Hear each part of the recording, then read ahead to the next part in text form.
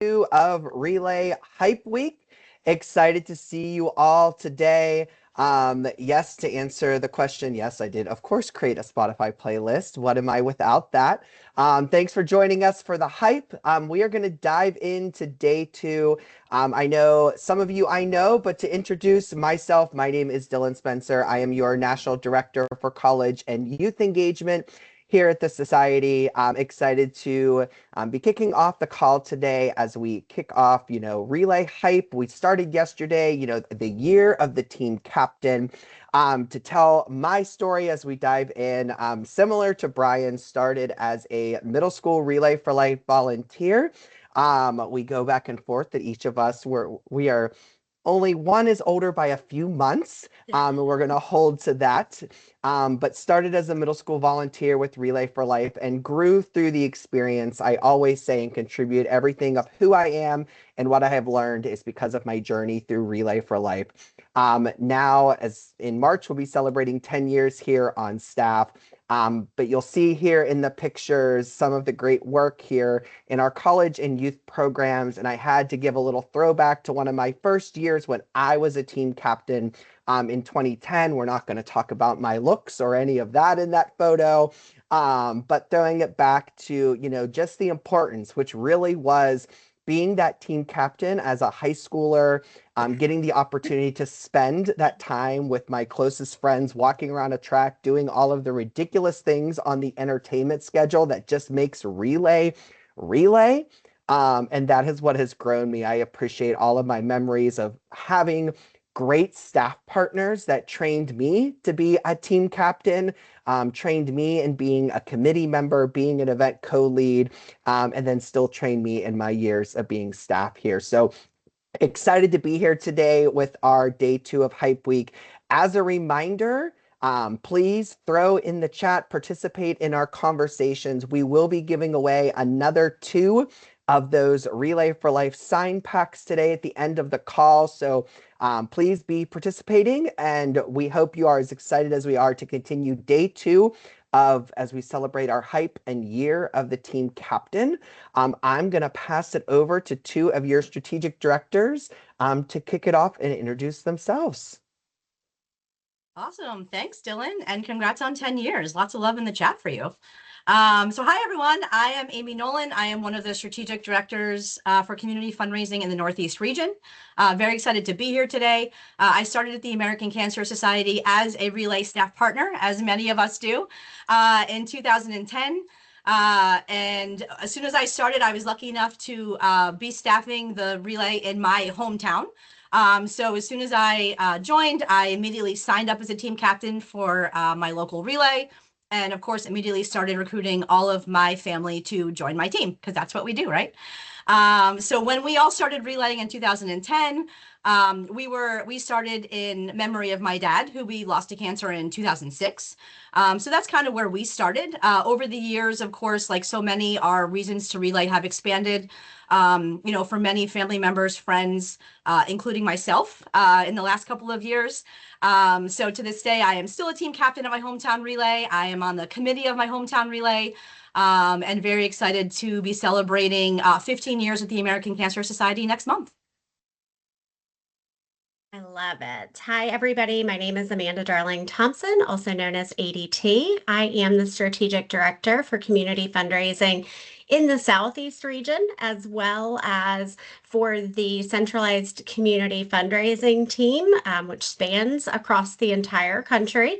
CCF, formerly referred to as UES, or United Event Support Team. I am excited to be kind of presenting some of today's call with you all. Excited to share a little bit about how I got started. I started working for the American Cancer Society in 2006 after graduating, and because I needed a full-time job. In this picture, I am seeing it's 2016. My dad is wearing his Paint Your World purple Survivor t-shirt. And my mom, who is a fellow team captain at that point, can be seen as well. I have to joke about my dad's Survivor t-shirts because he wears a Survivor t-shirt every day. Every now and then I have to help him retire a Survivor t-shirt and let him know that it is okay. He does have 20 plus years of Survivor t-shirts that he continues to recycle in his wardrobe. So we're going to first and foremost revisit something that Brian shared yesterday, and that is the team captain funnel. This graphic we are referring to, and you will continue to see throughout the year of the team captain. But we put this together really to help highlight how important our team captains are to the Relay for Life experience. It really does start and end with our team captains.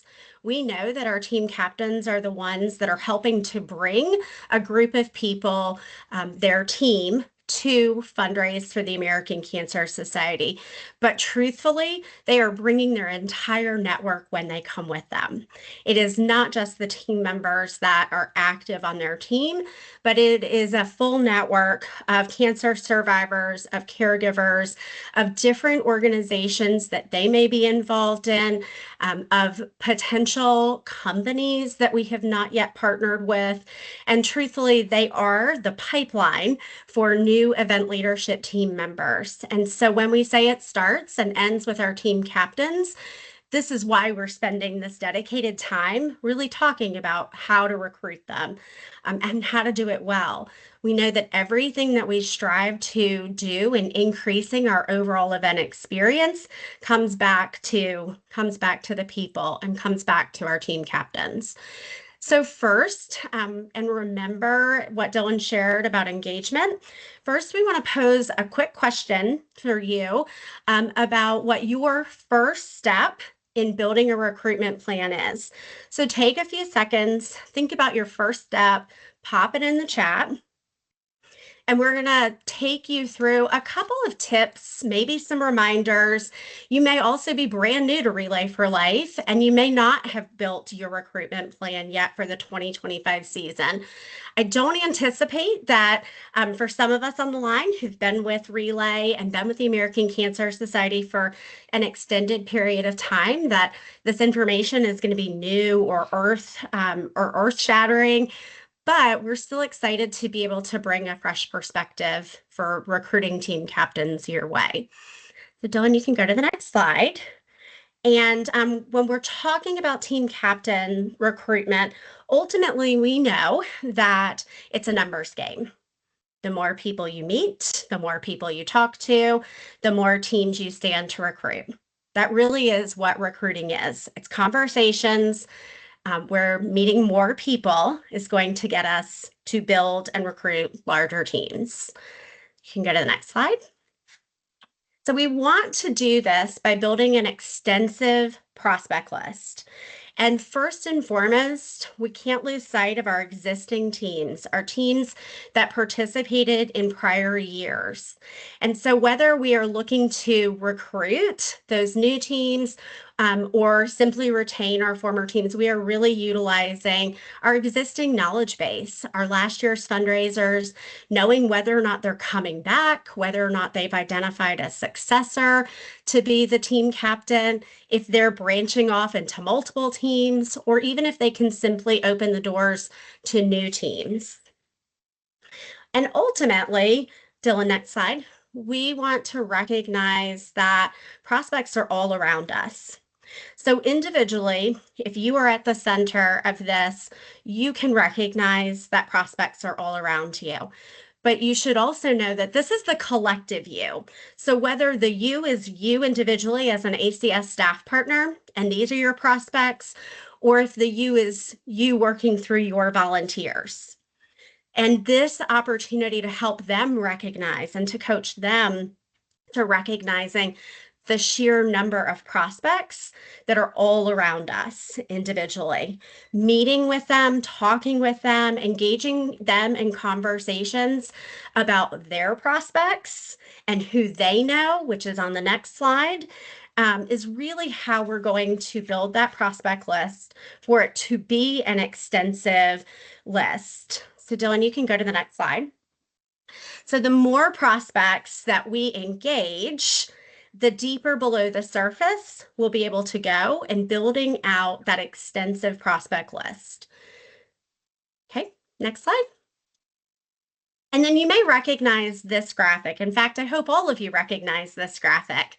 At the beginning of our 2025 season, so back in late August, early September, we had the opportunity to put out an ELT workshop, a workbook, as a training opportunity that you could utilize with your event leadership teams. One of the exercises in that workbook talks all about a recruitment 2.0 point of view and how to go beyond recruiting teams, team captains, that, you know, just because we don't have somebody from XYZ company involved, we don't necessarily means that doesn't necessarily make our prospect list. We stand the best chance at recruiting new team captains and new teams from those prospects that are higher probability and with stronger connections. So that could be a stronger connection to cancer, but that also may simply be a stronger connectivity to the person who is making the ask. So if a prospect is on your list, who's making that ask? Who's talking to that lead? And chances are, if you, the staff person, are making that ask versus a volunteer that knows them, that sees them every week, that is connected with them in other ways, they may be more likely to commit to being a part of Relay for Life because of that connectivity with their friend, their social circle. And then the last recruitment tip that I'm going to share before I turn it back over to Amy on the next slide is strike while the iron is hot. Don't let your good leads gather dust. And so this is an opportunity when we're looking at our prospect list to really think about who that best person is to make that outreach, what is the existing relationship with that person, and the timeline for connecting with them. Again, strike while that iron is hot, strike while we have the conversation, and when we know that we want them to be involved. So I'm going to pause here and I'm going to turn it back to my counterpart, Amy, to take us through some additional tips. Awesome. Thanks, ADT. So when we're talking about recruitment, it really does take some discipline. We all know on a daily basis, things can come in and can pull our focus, right? That email pops up or that phone call comes in, and it's easy to kind of lose sight of what we're working on. And so we really want to create that action plan that helps us stay on track. And the discipline really comes in staying focused on that action plan and not letting all these things pull our attention from that. So we're going to go through a couple of tools that can kind of help you plan out these action plans. I'm sure some of you have heard the phrase plan the work and then work the plan. So Dillon, we can go to the next slide, and we're going to talk about setting goals for conversations. So we really want to look at when we're talking about, okay, the first thing I'm going to do is go to my returning teams. Well, say I'm 10 months out from my event and, I'm going to have 6 conversations with 6 teams from last year. And out of those 6, I might only get 1 person to sign up at that point. And that's okay, because these conversations are going to be ongoing. And then I'm going to look at my goal for new teams. Well, if I'm looking to get 5 new teams, then I need to have 15 conversations. And if I want to have 15 conversations, then that means I need to have 25 leads. So it's really important with everything that Amanda just talked about with building that leads list. We really want to remember that it's not going to be, I have 5 leads, I get 5 teams, right? We really want to make sure that we have plenty of leads to go through that filter to then become a team that signs up as a part of our relay.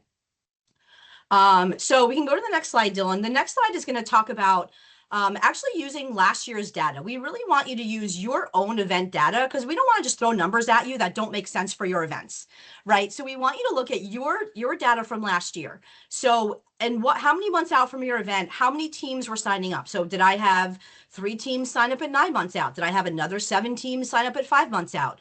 And we're going to actually give you this chart as a blank chart in the resources that follow up Hype Week, so that you can actually map out your data from last year. You can figure out your percentages of when teams are signing up, and you can use that to then build your goals for 2025.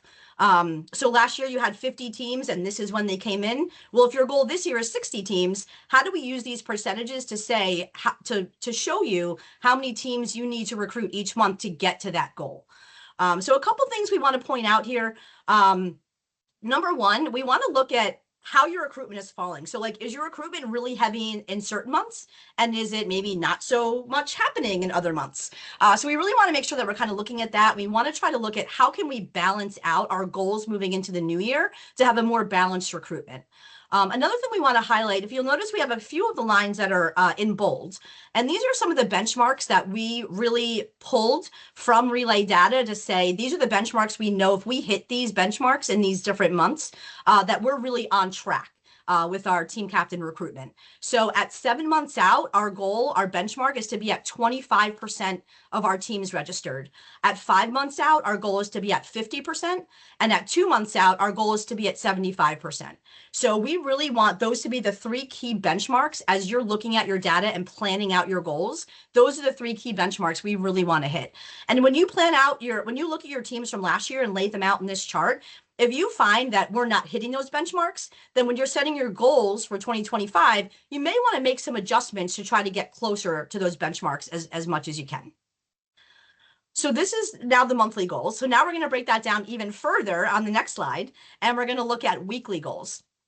So let's say now you're laying out your data of when your team signed up and you're seeing, well, I had a lot of a lot of great teams signing up early. And then I kind of had a gap where I didn't really have any teams sign up for a month. And then, maybe at the end toward my event, we had this big climb, right? Like, sometimes we talk about the climb. So we want to look at this and again, think about how can I balance my recruitment so I don't have big gaps where there's no one signing up for my event. And some of that could be maybe it was over the holidays or something like that. So of course we can take that into account. But how can we have a more balanced recruitment so there's no large gaps, and also so we don't have that climb like that, 3-4 weeks out from the event where it's like, oh no, I'm not really that close to my goal. And now I have to like mad dash to get all these teams signed up before my event, but then they don't really have a ton of time to fundraise. So we really want to look at that, taking those monthly goals, breaking them down into weekly goals, to make it a little bit easier on yourself to really figure out like, how do we get there? And on the next slide, you can see an example of a balanced recruitment goals overlaid with what maybe the orange or the reddish is what it looked like last year, but the blue is how we can set the goals last year to have that really more balanced approach to getting all of our teams signed up. The good thing too is if it's more balanced, we then have that time to coach our teams and to engage our teams, which I know you're going to hear a lot about on tomorrow's call. So then now that we have our goals for how many teams we want to recruit monthly and weekly, then we want to think about how am I going to do that, right? We want to think about the recruitment activity. Am I making phone calls this week to past team captains? Am I going out and having meetings? Am I going to one of my sponsors and having a meeting about getting their team signed up? So we really want to think about that activity, the recruitment activity, and then also the marketing activity of how we're going to help ourselves get to these goals.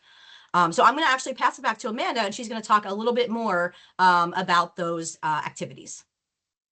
Yeah, so recruitment activity versus marketing activity could also be considered active recruitment tactics versus passive recruitment tactics. And this is something that I think we recognize that we have to do both. So you and your volunteers, we have to have both in order to execute a Relay for Life experience that is seen within the community, that brings our teams back from previous years. But in order to bring on new teams, we have to be actively recruiting.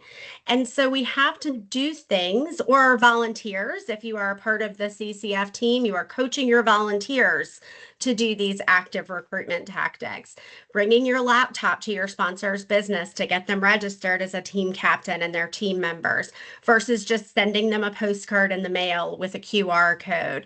making those phone calls that Amy just talked about, setting up those appointments to go by and visit them, making cold calls.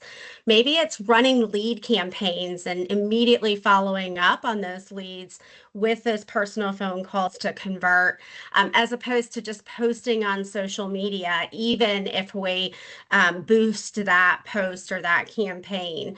Adding your event details to online calendars, that's a marketing activity that we need to do, but it is not active recruitment.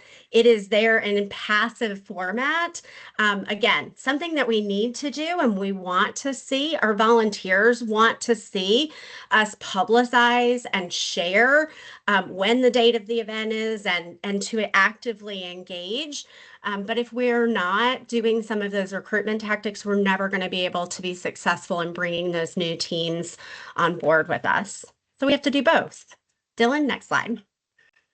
When we are talking about setting those weekly goals that Amy so nicely laid out in chart format for us, we definitely want to ensure that you're sharing the work, right? This is not all on our staff.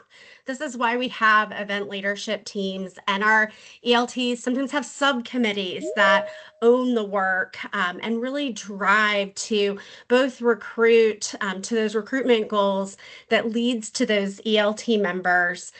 We want to ensure that we have engaged different parts of our community and added those ambassadors for the key cities and neighborhoods or industries, depending on what your event looks like. And then all along the way, when we've set goals and we're reaching them, we're celebrating every single win that comes our way. Next slide. And so for the purpose of today's call, we are not digging into what a recruitment pitch looks like or sounds like. We do have tools for that, and we can certainly connect as your strategic director with you all if you are questioning what your pitch might sound like. But there are a couple of key reminders that we just wanted to put out there so that you can be thinking about the fact that recruitment, yes, having a plan, yes, weekly goals, but it is not anything more than a conversation and an invitation to participate in this worldwide movement to end cancer. It is a conversation. It is the start of a relationship with a volunteer. And it's something that we would encourage you to be very specific with your ask as well. So beyond that conversation where we are inviting them to participate, we are inviting them to register, we need to ask questions that have a very definitive ask. Will you form a fundraising team for our event? Will you be an ambassador to commit to raising $20,000? Will you be a corporate team champion for XYZ company? Being very specific with our recruitment asks leads to success. Because if they don't know what we're asking them to do, why would they say yes? And even if they do say yes, they're not going to meet our expectations if they don't know what they are. I would say very key is to remember that that recruitment pitch is just a conversation and to try to be as specific with your ask as possible. And then on the next slide, the reminder that getting to a yes takes time. Just like building relationships with our volunteers, getting that yes takes time. You may start this recruitment conversation back in the fall, and you may have to circle back with them. You may have to follow up with them. You may have to remind them that they said they would think about it, and have they thought about it, and what's the next step?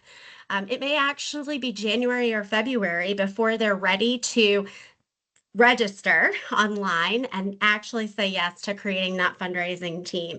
So we encourage you to be patiently persistent, to not get frustrated or discouraged when someone doesn't sign up right away, and to continue following up. And then the last slide that I'm going to share is if they come back to you and they say they can't participate, you should ask for a referral. So at this point, you've given the pitch, the conversation to recruit them.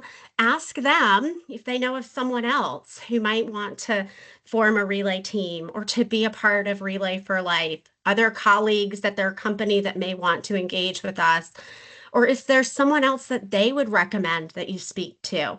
So this is just an opportunity to continue, as we said, to go beneath the surface. So when we're building our prospect list, we're not forgetting that each prospect has a full network. And if they come to us, they still have a full network, even if they say no. Amy? Yeah.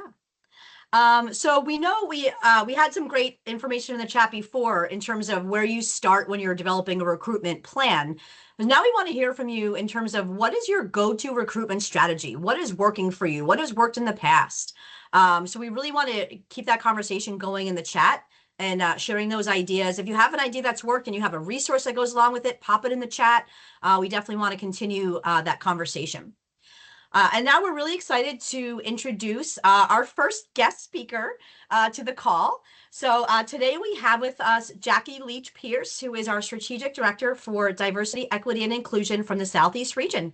And she's going to share some tips with us in terms of recruiting team captains through a DE&I lens. So Jackie, I will turn it over to you. Thank you. Good afternoon. I am so excited to be with you this afternoon because my career with ACS is taking a full circle officially today. So I saw some of you make reference to many years ago that you first volunteered for Relay. Well, I'm in that category too. So my first encounter with ACS was as a volunteer, as a chair for Relay in Durham, North Carolina. And so everything has kind of come full circle for me today. So I really want to take a few minutes of your time to talk about ways that we can incorporate and foster diversity and inclusion with the recruitment of our volunteer ranks. It's very important that we do this so that we're more representative of the communities we serve and support. And so I just have a couple of bullet points here that I want to share with you. And the first thing is I want to note that many of you have already shared some of these things in the chat in terms of ideas and in terms of looking at where your gaps are, but I want to punctuate a few of these. And the first one is don't forget about your employee resource groups, your EEGs or your ERGs. Many of your sponsors may have those in place, and they are a rich resource for identifying potential volunteers and opportunities to develop a diverse volunteer base. So that would be number one. The second is to utilize your existing volunteer base to make local connections. So many of your volunteers are already leaders in the community. They're great connectors, and they are a great resource for helping you to identify others. So really lean on them and have them ask around within their own networks and organizations to help identify others who might be interested in working on Relay. The third is consider our national partnerships. And so for those of you who are not familiar with this, we have national partnerships with roughly 10 to 12 organizations whose memberships consist of diverse populations. And among those are Delta Sigma Theta Incorporated, the Links, Alpha Kappa Alpha Sorority Incorporated. Those are just a few. And many of these organizations, in fact, I would say pretty much all of them have a component where community service is a focus for their memberships. And so their members are already trained and primed to serve as volunteer leaders in some capacity. So I would really encourage you to refer back to number 2, look at your existing volunteer base and see if there are individuals connected to some of these organizations who can make inroads for you to connect with others within those organizations. In fact, I just saw a data point a few minutes ago where Delta Sigma Theta Incorporated had somewhere in the neighborhood of 24 teams working in the Relay and Stride space this past year. So it would be really exciting if we could increase that number this coming year. Number 4, Be innovative. So don't be afraid to modify the relay experience in a way that is more culturally appealing to some of these groups. For example, let's say you are in an area that has a large indigenous population and you have a team that is comprised of a lot of people who are of a particular tribe. Encourage them to wear their t-shirts or powwow regalia as a way of representing their tribe. Really make it culturally relevant and help it to just kind of stick out and be unique. Think way outside the box in that capacity. And then finally, partner with your strategic director of DE&I in your region. So there are 5 of us. We call ourselves the Fab Five, and that's a photo of all of us. And flanked around me are Jessica Russo, who is in the Northeast region, Mary Tillman Young, who covers the South, Christina Martell, who is based in California and covers our West region. And then there is Kimberly Bostick, who is kind of interim now. She's transitioning, but there will be a new person in our northern region towards the end of the month. But feel free to reach out to any one of us if you need some assistance with brainstorming about any of these ideas, expanding upon them, facilitating introductions to others who might be interested in volunteering.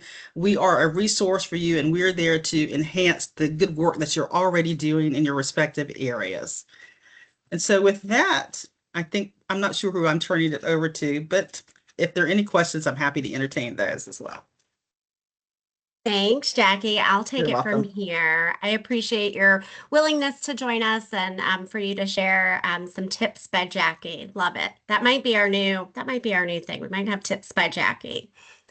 So at this time, I am really excited and ask that you all get hyped for 2 very special people, Gracelyn, Thrash, and Cheryl, Eddy, who are the Senior Development Managers for the Relay for Life of Gwinnett County in Georgia. Gracelyn and Cheryl come to this call with more than 12 years combined experience and are both new to the CCF team and Relay for Life of Gwinnett County, but have been doing some fantastic things around recruitment. So you can see all the love that you are getting in the chat, ladies. I'm going to turn the call over to you. Thank you, guys. We're so happy to be here and happy to share more about recruitment. We are new, but we are sprinting, which is really great. We could go to the next slide. We just kind of want to share some things that are working for us in Gwinnett. First, if you know me, you know I love any nonfiction books, but this is one that I read in the past couple of years, and it's honestly just how we've kind of created goals and how we've talked about recruitment with our ELT. And I love this quote: if you're not keeping score, you're just practicing. And I don't know about you guys, but with Hype Week, I don't want to practice, I want to play. And so if we're going to play, we got to keep score. So we'll go to the next slide. This is how we're keeping score in Gwinnett. So before we even can talk about how we're going to recruit, we kind of have to assess where we are. And so what Cheryl and I did, very new, we started in September, October. We had to figure out, if we're going to create these goals with our event leadership team, specifically around teams, we have to know what kind of teams do we already have. And so what we noticed is we brought this visual, which we could have scorecards and spreadsheets, but for me, I'm so visual. I love pie charts. And so we presented this to our ELT and asked them, what do you notice? And so a fun fact about Gwinnett, we have 140 schools. It's a large school system. And crazy enough, if you can see here, we don't even have half of that involved in our Relay for Life. So ding, that's one recruitment opportunity. And the second is our faith-based organizations. We only had 2. So ding, there's another opportunity. And the cool thing about this is we got to present it in such a visual way that our event leadership team were the ones who were noticing these trends. So if you go to the next slide, the next couple of slides are just visual representations that we presented to our event leadership team to kind of show them where we were and where we want to get to. And so as you can see, we really emphasis on our schools and emphasis on our faith-based, If you go to the next slide, you'll see that even it's nice to see the comparison of where our money is coming from and how special Year of the Team Captain is, because our teams are the reason that we're bringing in all of this money. And for us in Gwinnett, it's mainly our school system that is the bread of our event. So if you go to the next slide, this is just another representation of our goals. You can tell I love numbers, but if you go to the next slide, this is just a chunk. So if we pulled just one sector, our high schools, and we said collectively, we want all of our high schools to raise $60,000 and we want to have X amount of teams. We kind of want to know, where's this coming from? Because we want our event leadership to own pieces of their own pie. And so what we did was we looked at numbers from last year. We benchmarked, hey, we know North Gwinnett is most likely going to raise $28,000. But what about these schools that registered and didn't fundraise? Those ones in yellow, they registered, but they didn't do anything. And what about these schools that we want to recruit? And so now we have so much focus on those team captains, encouraging them, and then also knowing exactly who and what we need to recruit. So if we go to the next slide, this is another quote. If you can't tell, I love this book, but you have to decide what your highest priorities are and have the courage, pleasantly, smilingly, unapologetically, to say no to other things. And the way you do that is having a bigger yes burning inside. And the yes this year is to our team captains. And so the last slide before I turn it over to Cheryl is these are the 4 principles of execution or disciplines that we're doing in Gwinnett. We're focusing on our wildly important goals, aka our teams right now. We're acting on those lead measures, encouraging our ELTs to own their piece of the pie, which Cheryl will speak to.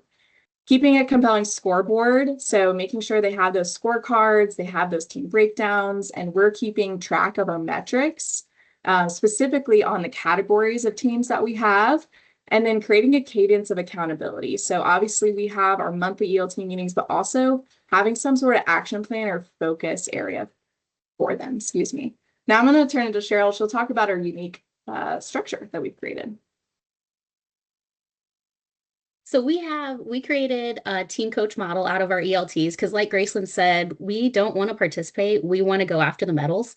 And so using our ELTs, we captured into a team coach model focusing on schools, businesses, church health, family, and friends. And if you can go to the next slide. Oh, never mind. You can go back to the other one. These team coaches, they are focusing on recruiting, retaining, and mentoring team captains, and they are going to streamline the efforts into these groups that we're really focusing on to get more teams. Breaking it down into this categorization has allowed us to set specific goals and benchmarks, enhancing engagements across all levels. And so the $2,000 teams hopefully now are above $3,000 to $5,000, and everybody can keep gaining on up. We have 9 team coaches who we have selected out of our ELT of 16 people. We have 4 team coaches dedicated to the schools. And the neat thing about these team coaches is they are teachers, retired teachers, or retired assistant principals. So this group has such well connections within all of the school system that they are really able to break down some barriers that we're not able to get into. We have 3 focused on friends and family because, as we know, our friends and family team are by far our best relay teams, but also some of the hardest to recruit. We have 1 working with businesses and then 1 working with churches. Our team coaches, they really build a strong relationships with the team captains by providing the personal support and guidance that they need throughout the whole year. New teams are first welcomed by our event lead after they register, and then she gives a warm intro to their team coach, who from there, the team coach connects through personalized emails.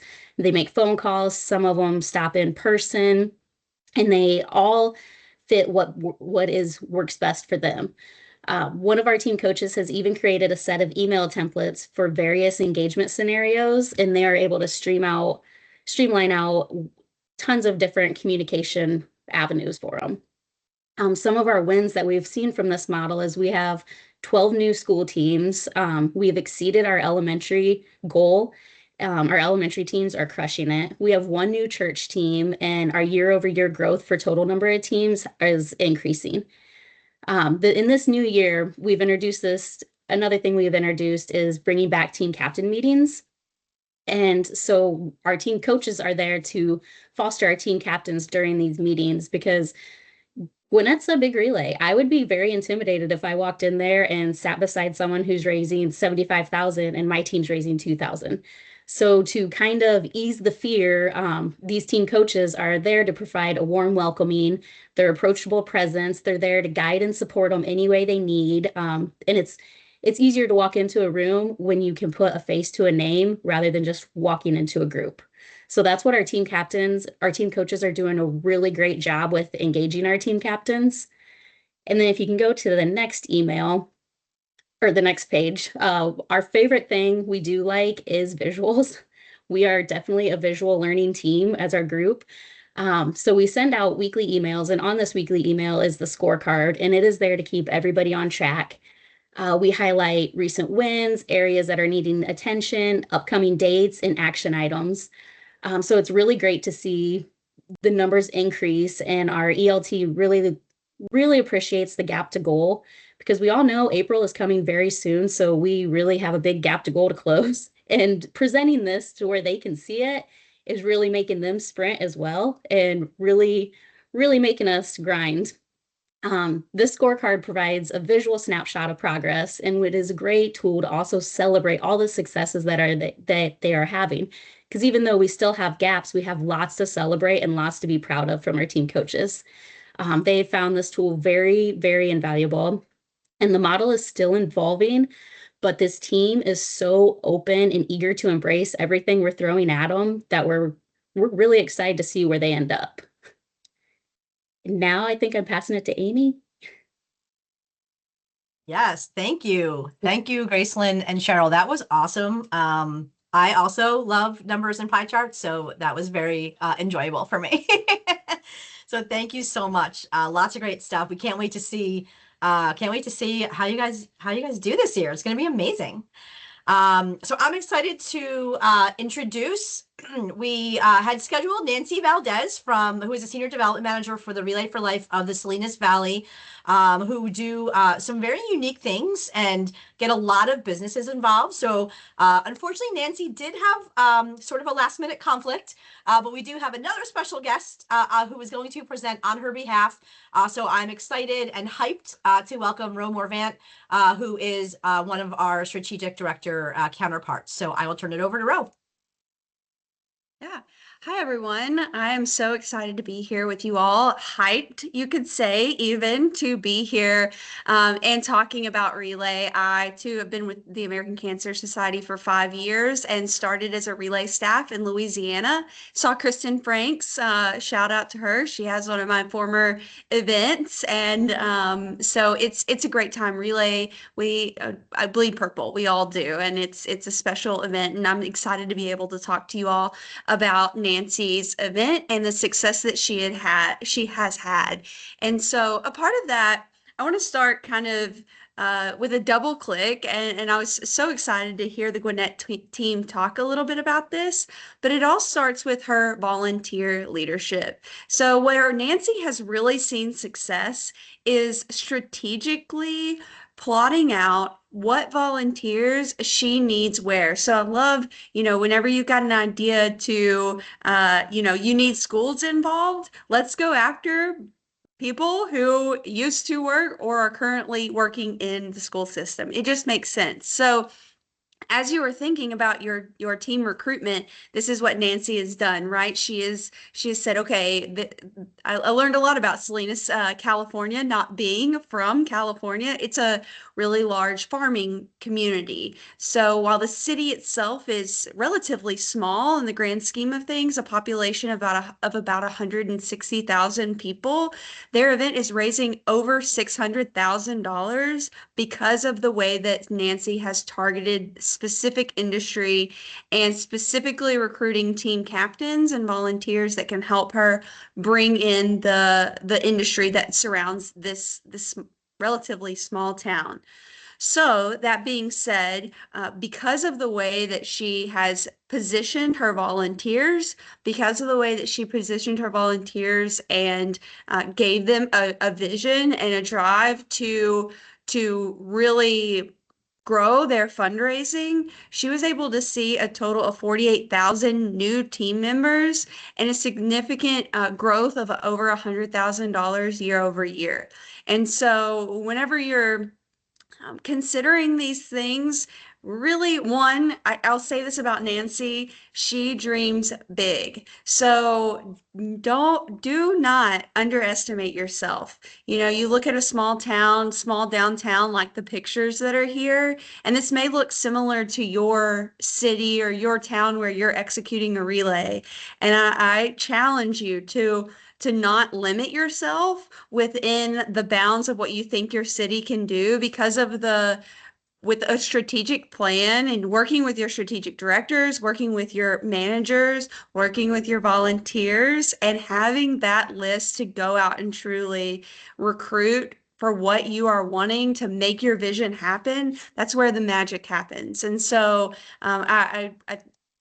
Nancy has done an incredible job year over year with growing her event, and I am confident that all of you can do the same. And so I would love to have a conversation with you all, get to know you, and I'm honored to get to speak on behalf of Nancy because she is doing incredible work. And so I'd love to answer any questions. If you want to sidebar, send me a message. You're absolutely welcome to.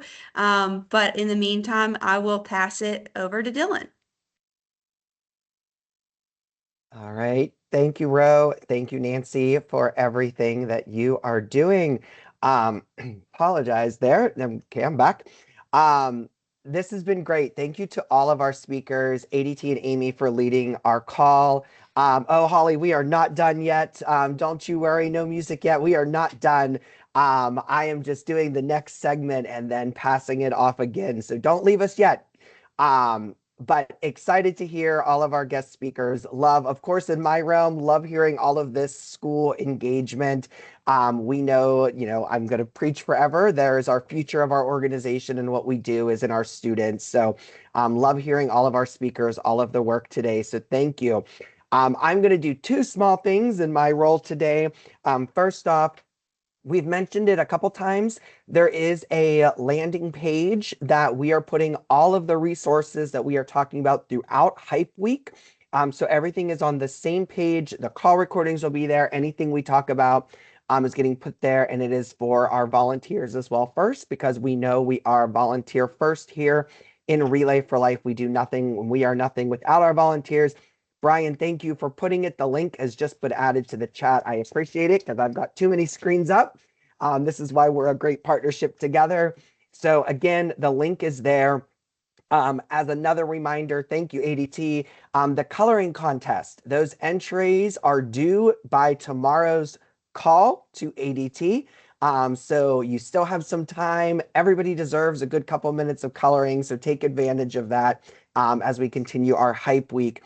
And then I'm going to announce, again, I said at the beginning of the call, and we said yesterday, every day we are, there are 2 staff selected that participate to win the Relay Logistics sign set or mission sign, I'm drawing a blank here, that you can use for your events. I'm just going to say you all have killed the chat today. Did not make this easy for me to pull all these names out, but there was 2 names identified yet. Yes, you can still color, go for it. But today our winners from engagement and participation, putting your names into the wheel.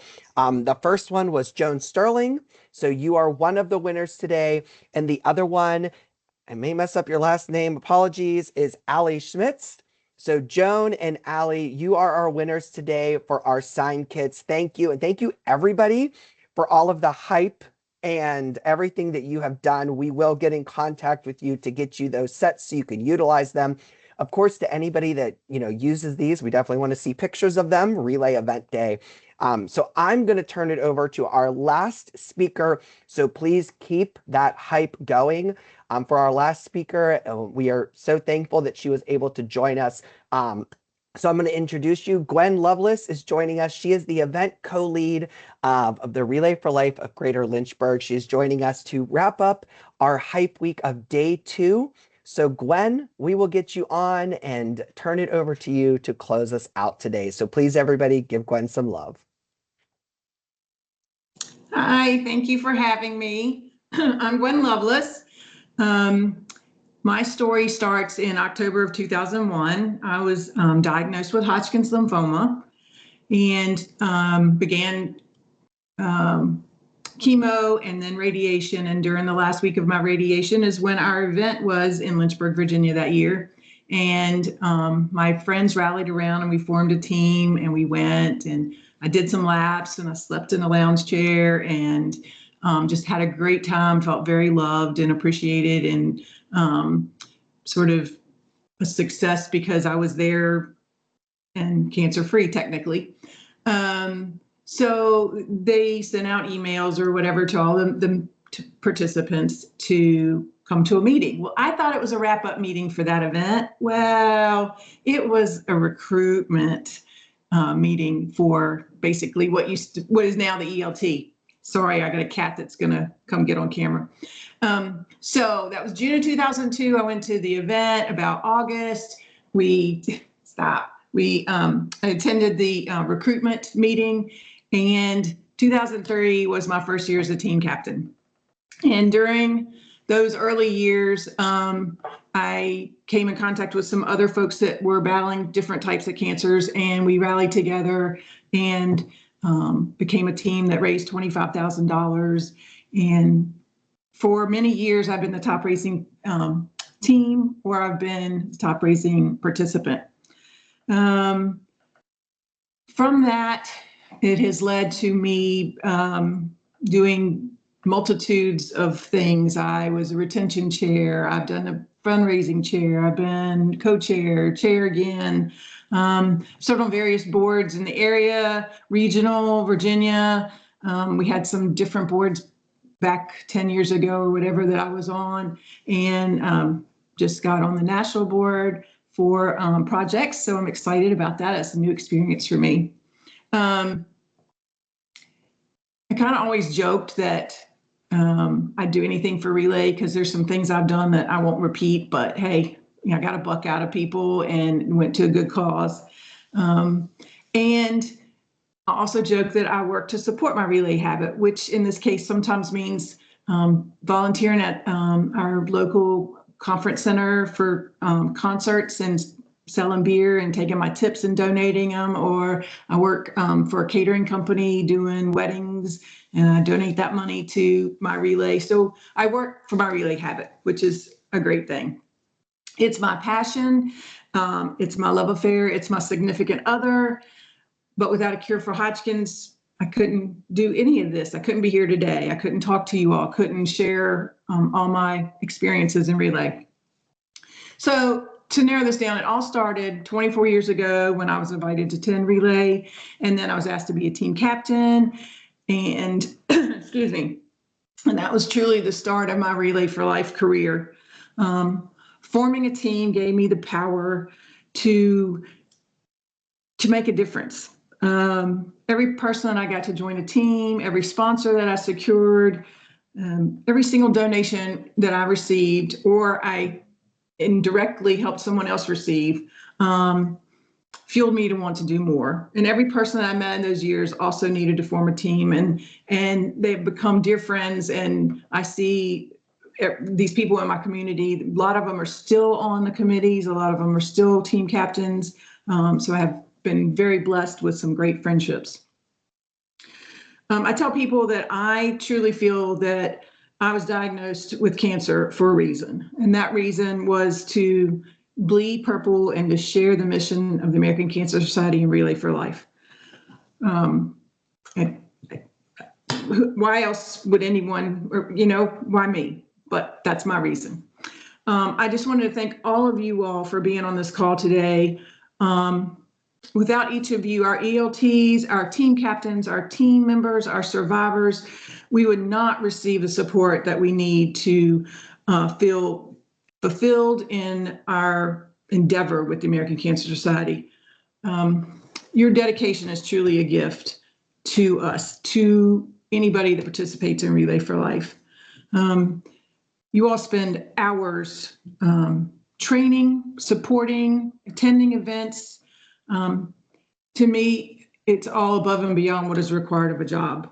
Job is 9 to 5 or 7 to 3, 3 to 11, whatever. But you all do nights and weekends and early mornings and flights, and it's just amazing.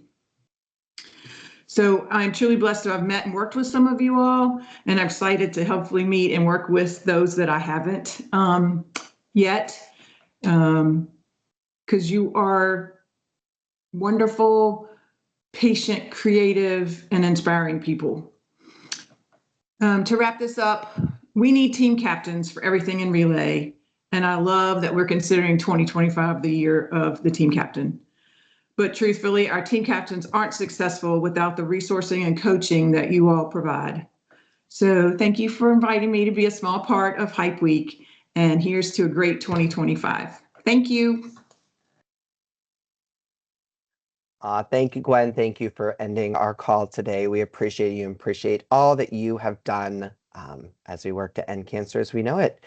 Thanks, everyone, for joining us. Again, get that coloring contest in before tomorrow, and we will see you all for day 3 of Hype Week as we continue the year of the team captain. Thanks, all.